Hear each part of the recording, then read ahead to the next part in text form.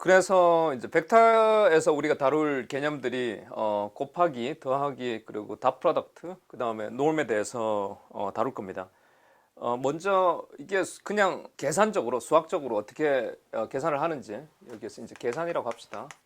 그러니까 멀티플라이, 벡터의 계산을 어떻게 하는지, 기하학적으로는 또 어떻게 되는지, 그걸 두 개를 동시에 보겠습니다. 계산은 뭐 한번 보고 우리가 1차적으로 쉽게 알 수 있을 텐데요. 사실은 기하학적인 의미를 더 잘 우리가 이해하고 있으면 더 좋습니다. 벡터 예를 하나 들게요. 이제 우리가 길쭉하게 생긴 숫자의 열을 벡터라고 했는데요. 예를 들어서 1, 2, 0이라는 벡터가 있다고 생각해 봅시다. 멀티플라이는 이거에다가 곱하기 2 이렇게 하면 이게 우리가 계산을 어떻게 하냐면 하나하나씩 그냥 곱해주면 되는 거죠. 는 우리가 2에다가 1을 곱하면 2가 되고 2에다가 2를 곱하면 4가 되고 그 다음에 2에다가 0을 곱하면 0이 되는 거죠. 이런 식으로 곱하기를 하는구나. 아시겠죠? 그 다음에 더하기는 어떻게 되는가? 넘어오는 게 아닙니다. 여기까지 하고 더하기 만약 여기에 뭐 3, 4, 5 이렇게 되면 이제 이것과 이게 더해지면 1하고 3하고 더해지면 1하고 3하고 더해지면 이제 4가 되겠죠. 그 다음에 2하고 4가 더해지면 8이 되고 그 다음에 0하고 5가 더해지면 5가 되겠죠. 그런 식으로 더하기를 하면 됩니다.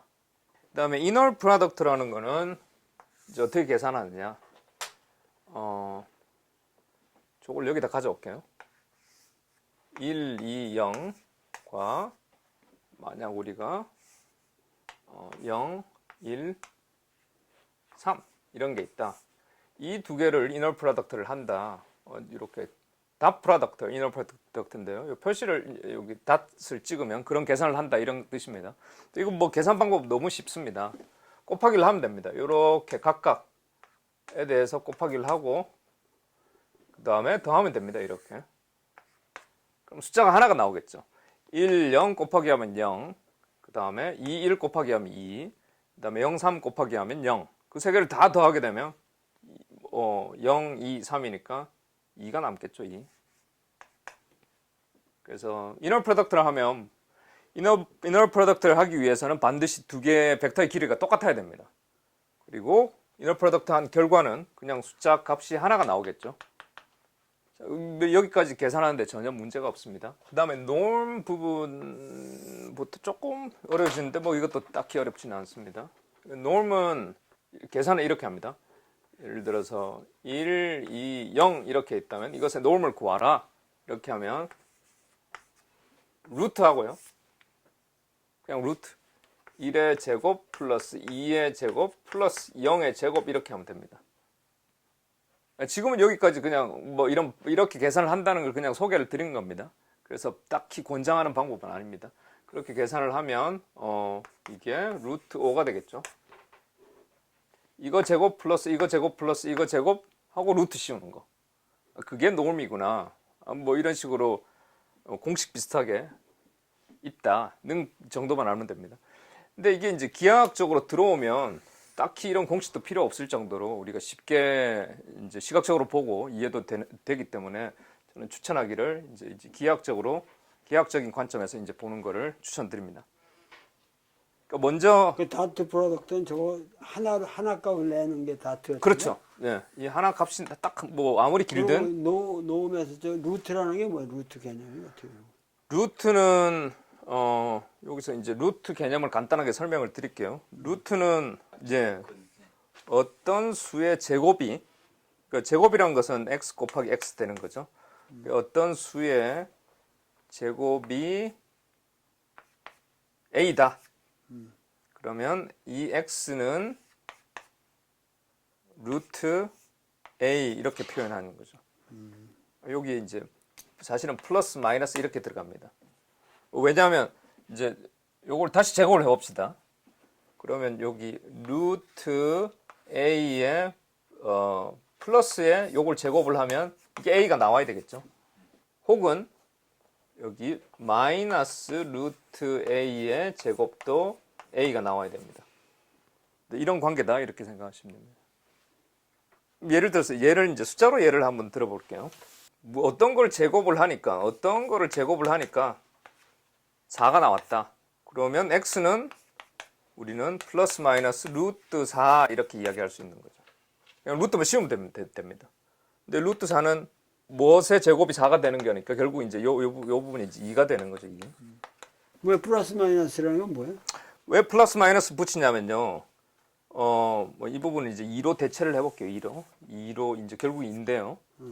플러스 2의 제곱도 4가 되고 마이너스 2의 제곱은 결국 마이너스 2를 두 번 곱하는 거죠. 그러니까 4가 되는 거죠. 마이너스가 곱해지면 플러스가 된다. 이런. 마이너스. 예, 마이너스와 마이너스의 곱은 플러스가 된다. 이런. 네. 그 이유는 안 물어주셨으면 좋겠습니다.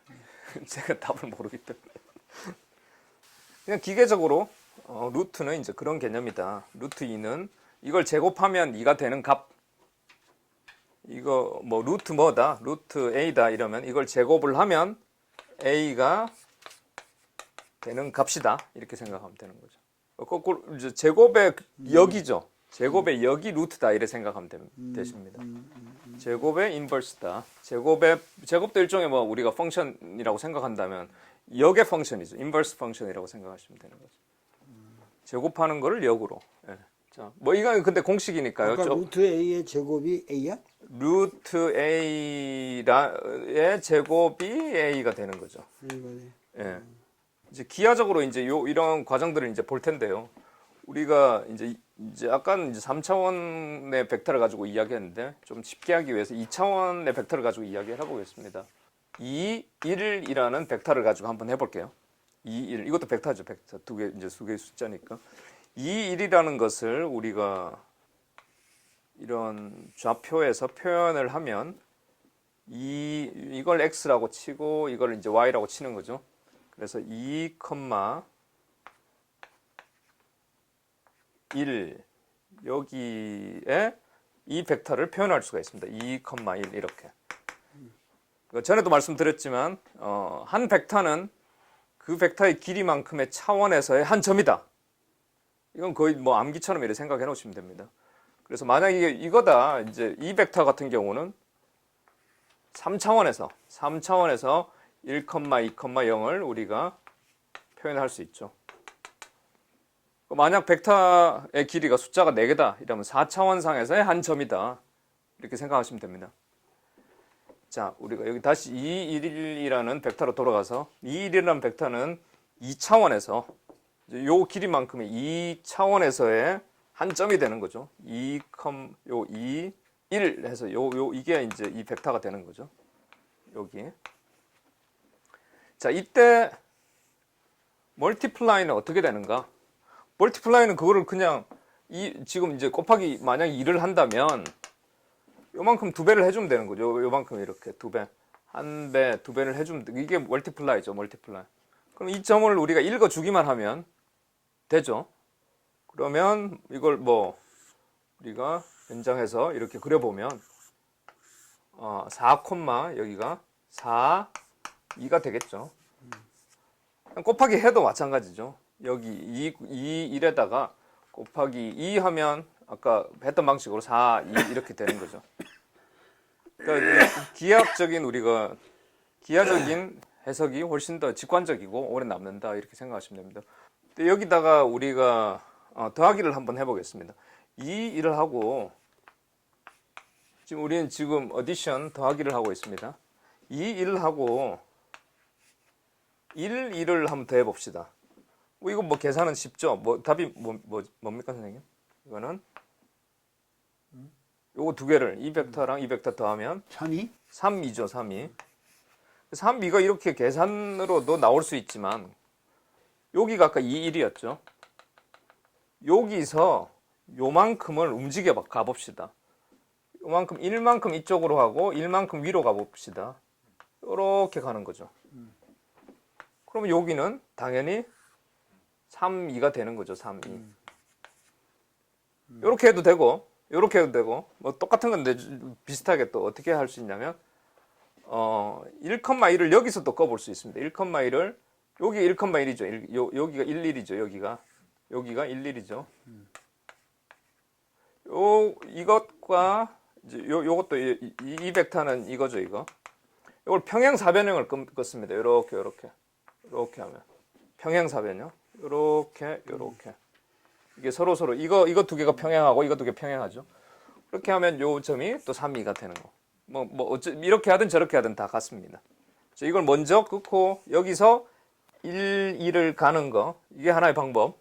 이걸 먼저 하고 그다음에 또 더하게 될 1, 2를 여기다 꺾고 거기서 이제 확장을 시켜서 평행사변형으로 확장을 시켜서 이 점을 우리가 읽어주면 이게 3이구나.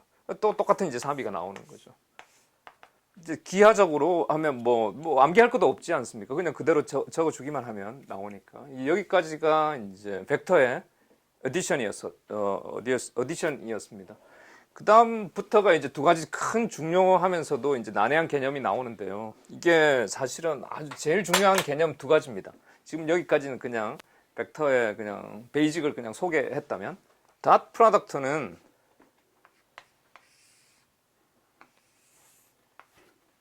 기하적으로 생각을 하면 우리가 첫 번째 이제 A라는 닷 프로덕트는 A 벡터하고 B 벡터가 길이가 똑같아야 된다고 그랬죠. 그거를 닷하면 어떤 한 값이 나온다 이렇게 이야기를 했습니다.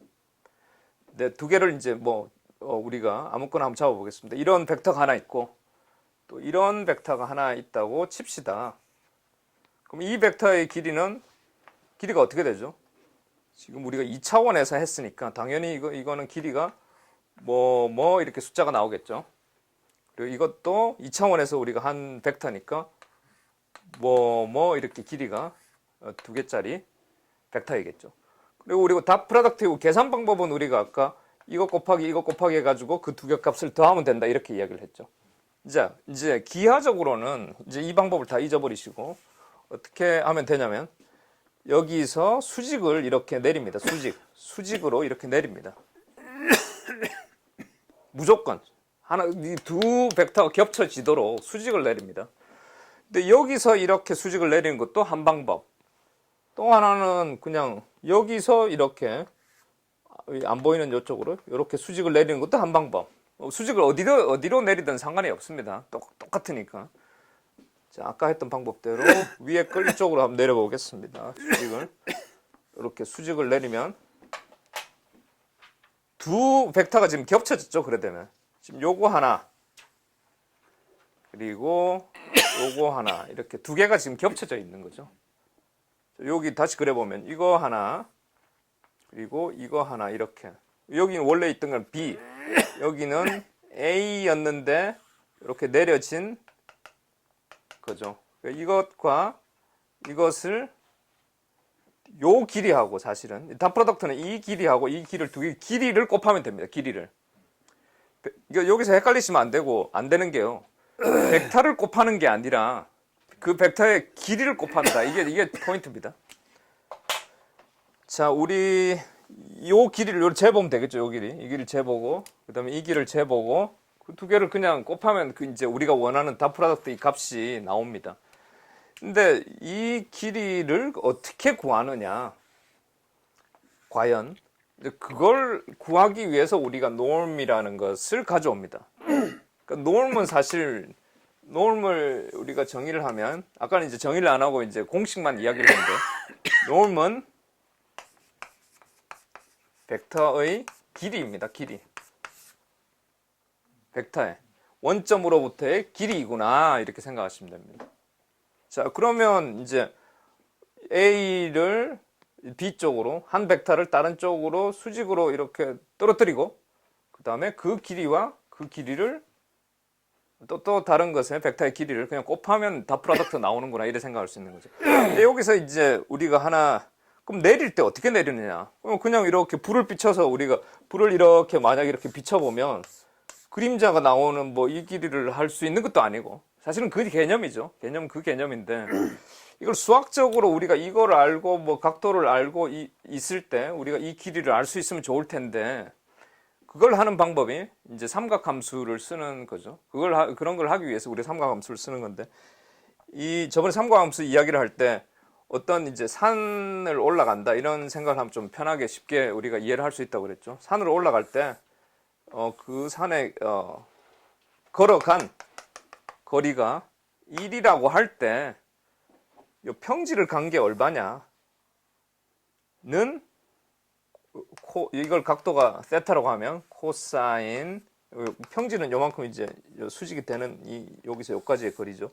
코사인 세타로 하면 그 거리가 나온다 이렇게 이야기했습니다.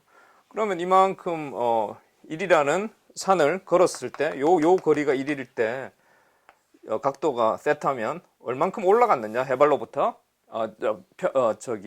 지면으로부터 이거는 이제 우리가 사인 세타라고 이야기했습니다.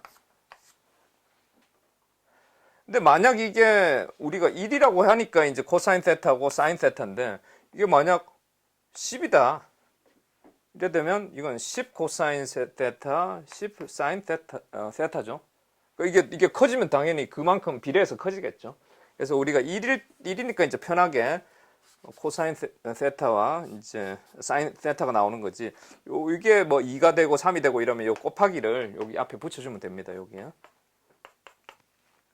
자, 이제 이걸 알고 이게 이제 삼각함수인데 이걸 알고 여기다 적용시켜 보면 우리가 이걸 만약 이제 길이가 A 벡터의 norm인 거죠. norm. 아까 norm의 정의는 벡터의 길이라고 그랬죠.